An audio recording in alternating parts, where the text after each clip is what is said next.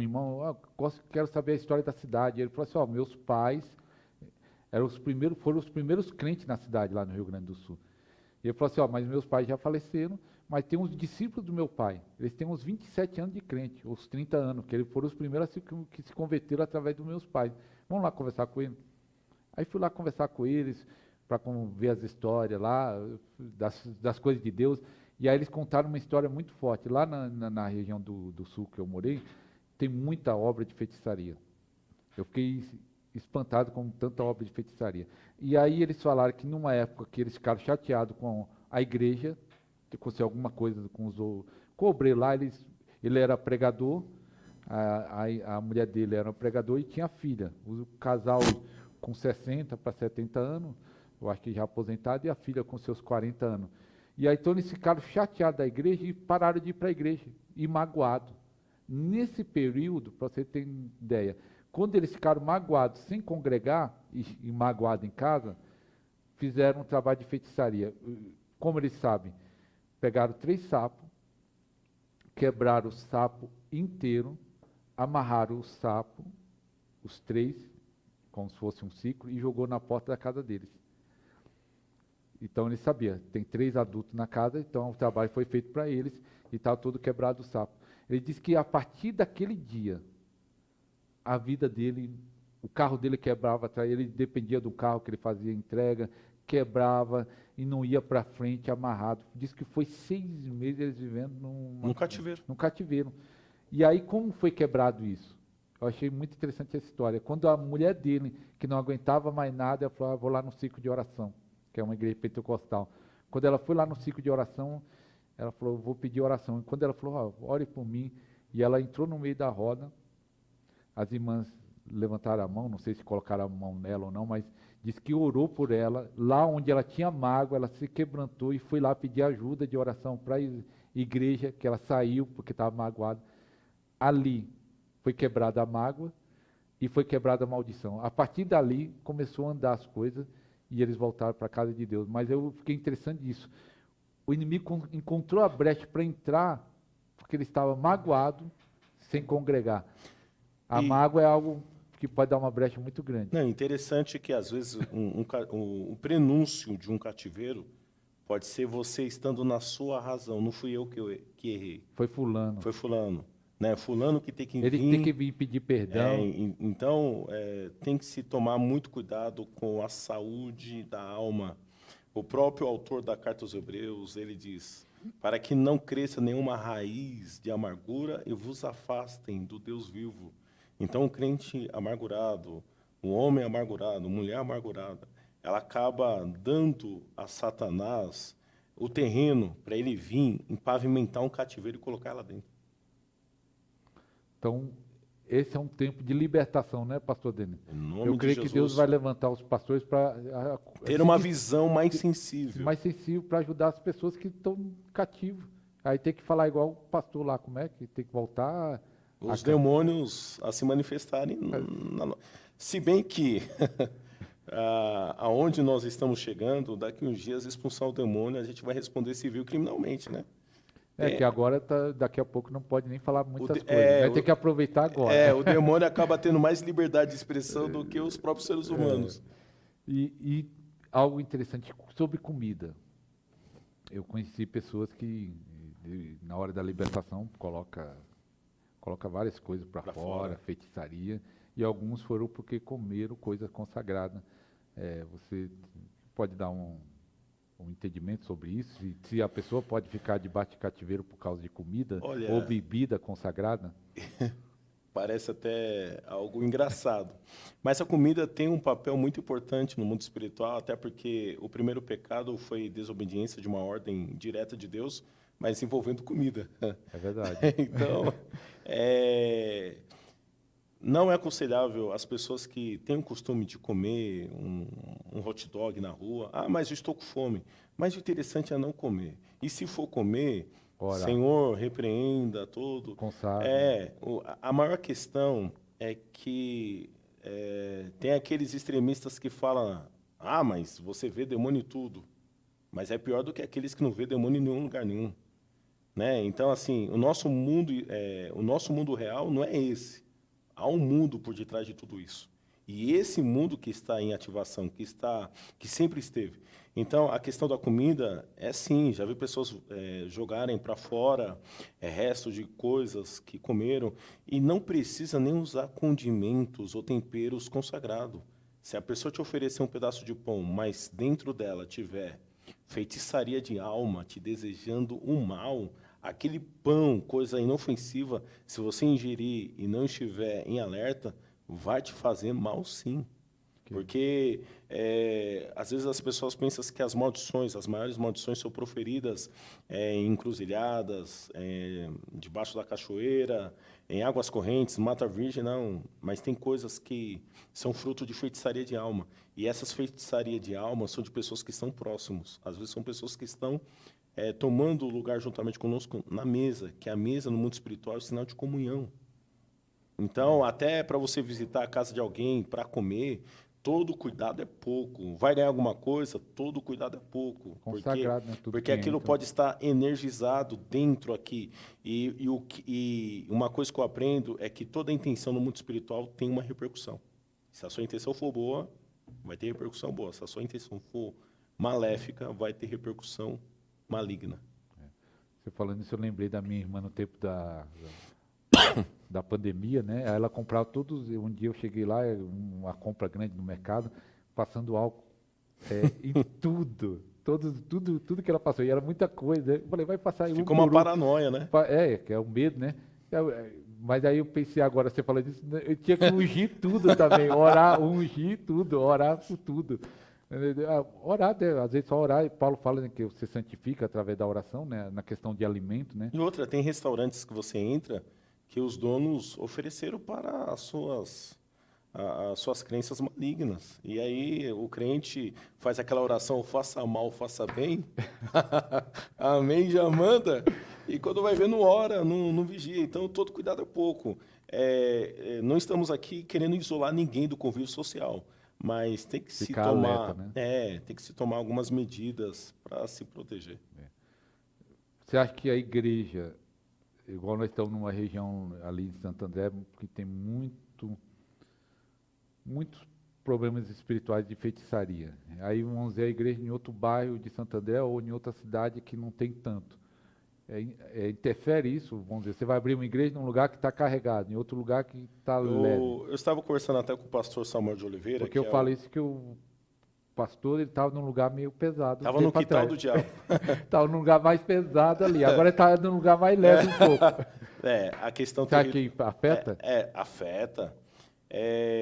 Eu estava até conversando com o pastor Samuel de Oliveira, que inclusive quero mandar um abraço aqui para ele, que é o presidente da Igreja Profética Peniel. E ele falou para mim que o índice de roubo aumentou assustadoramente em Santo André. Eu até conversei com ele, falei, olha, isso aí é um principado, é comandos que estão regendo a cidade que estão fazendo isso. Porque os demônios eles se apoderam de um território a partir do derramamento de sangue.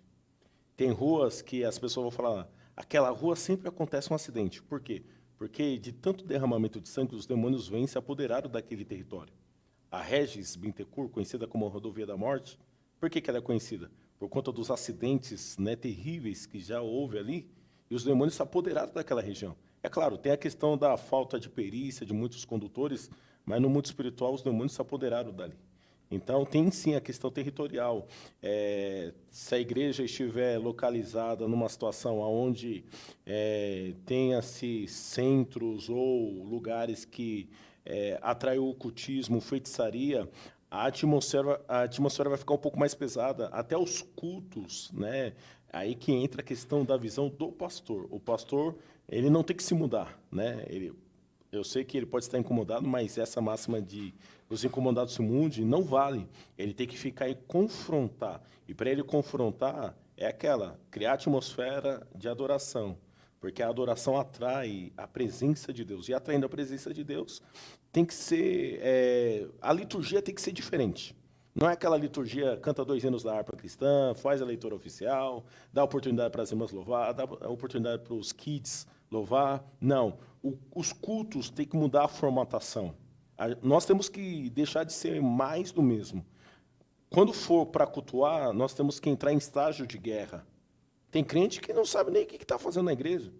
E aí é por isso que tem a questão que as pessoas não se manifestam mais, as pessoas não são curadas mais. Por quê? Porque nós estamos errando desde o princípio do culto até a hora de impetrar a bênção apostólica. Isso. E quando você dá liberdade, pastor Deus, eu estava lembrando aqui que nós fazíamos o louvor lá na igreja, dando liberdade para Deus operar no louvor, Deus curava, libertava.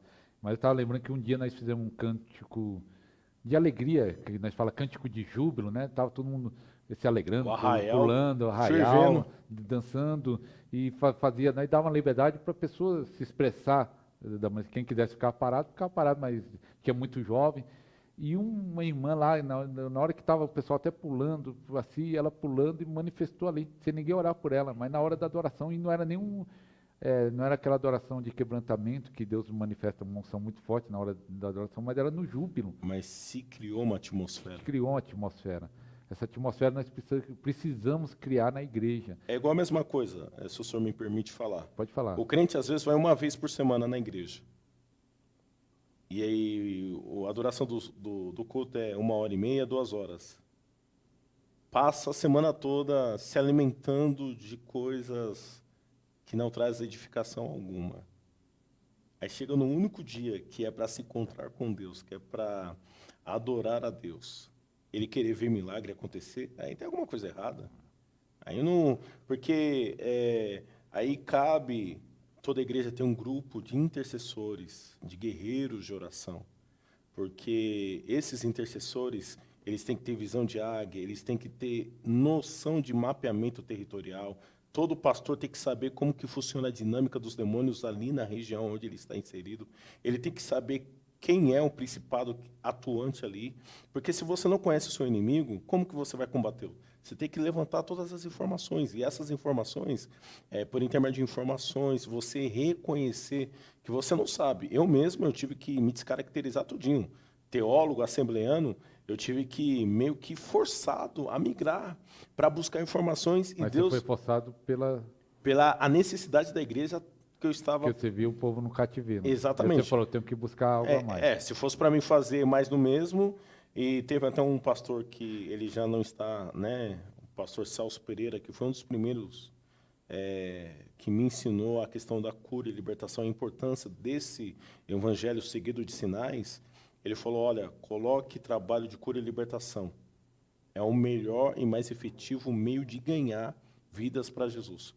As pessoas se dirigiam a Cristo por intermédio do quê? Dos sinais. E 3 coisas, né? Pegar na Bíblia que Jesus mais fez foi ensinar, libertar e curar. Está lá nos evangelhos.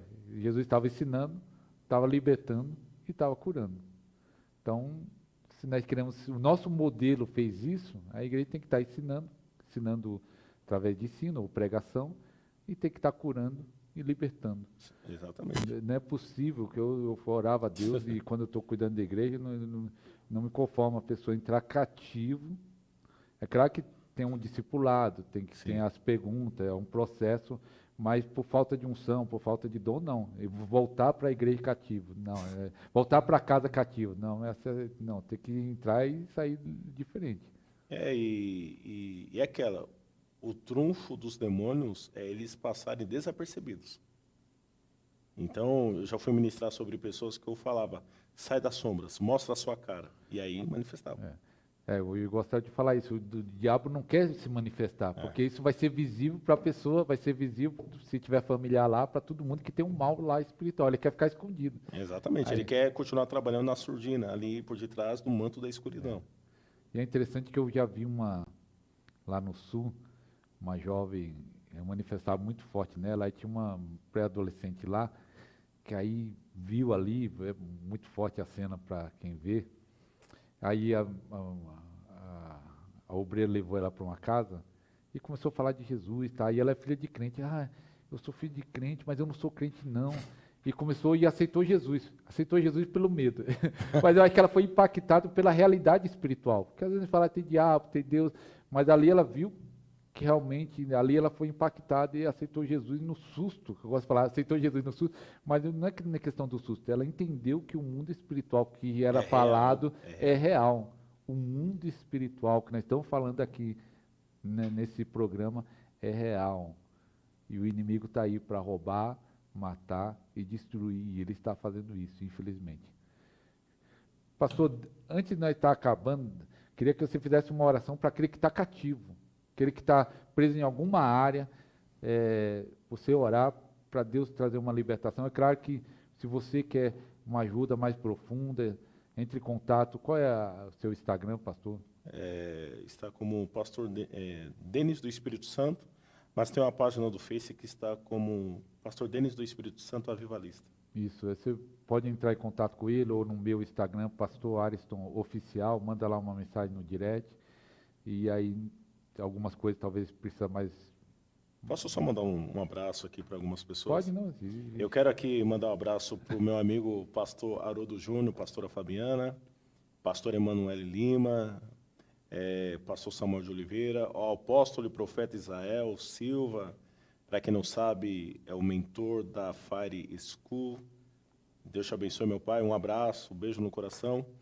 E falar também que é uma honra, né? Eu pude conhecer o apóstolo Ricardo Costa e, para mim... Nós estamos aqui no estúdio do pastor Ricardo, que cedeu espaço, até agradecer a ele. E eu quero agradecer aqui publicamente, falar que para mim é uma satisfação enorme de conhecê-lo pessoalmente e ver de perto a humildade em pessoa, né? Não basta ser um grande homem de Deus, mas ser um grande ser humano. Muito obrigado.